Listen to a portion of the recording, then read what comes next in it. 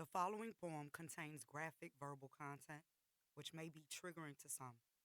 Please proceed with caution. Southern trees, bearing strange fruit, blood on the leaves, and blood at the root. She told me it was time, 2:59, she was sure of it. The 259th time that she counted the amount of time she had been mounted by the man she called daddy. This had been happening 259 times since she gladly told him yeah when asked, would you do anything to make daddy happy? She was 8 when she made that mistake. She was 8 when her innocence was taken away. She was 8 the first day his hands were inappropriately placed in any place that his index and middle finger could penetrate.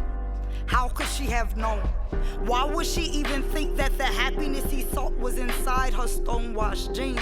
He said, this is what love feels like. This is what two people do when they love each other, as he hovered over her tiny body, violating parts that she only knew to use to go potty. Told her some secrets were meant to keep, and this one she could never tell mommy. She said time 16 was the first time he licked. Time 28 he made her reciprocate. Time 31 he made her taste his ejaculation. Time 43 she learned to escape mentally. Time 61 he violated her rectum. Time 84 it stopped being sore. Time 107 she was 11 he made her watch pornography. Time 126 was the first time she was hit for not doing it properly. She realized somewhere around time 145 that because of her mother's turned blind eye, he no longer had to hide. Right around time 146, she got her period. Time 147, he didn't give a fuck, he still raped her raw period. Time 196, she realized she was her father's bitch.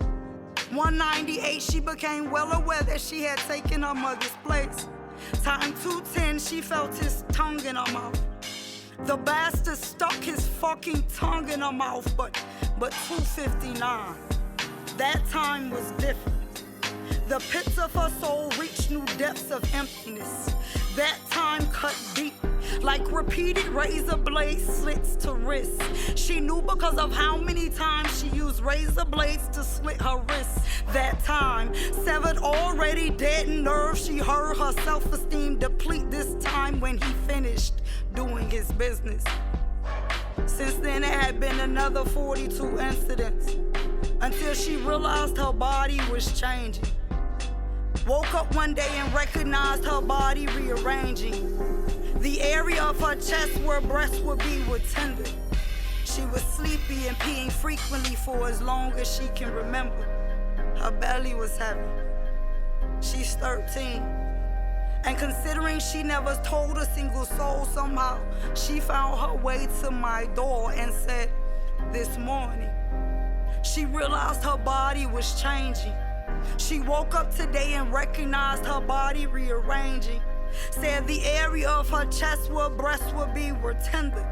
She was sleepy and had been peeing frequently longer than she could remember. She said her belly was heavy. She stood to her feet to remove her jacket to expose her swollen uterus. She's 13 and pregnant with her father's kid.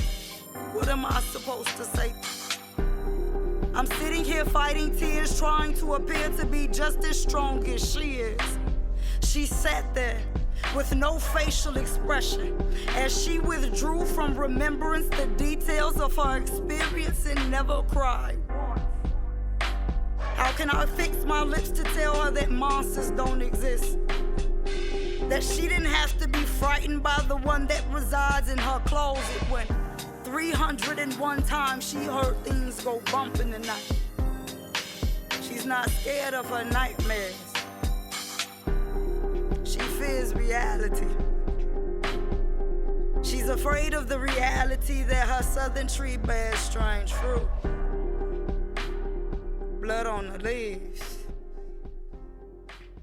and blood at the root.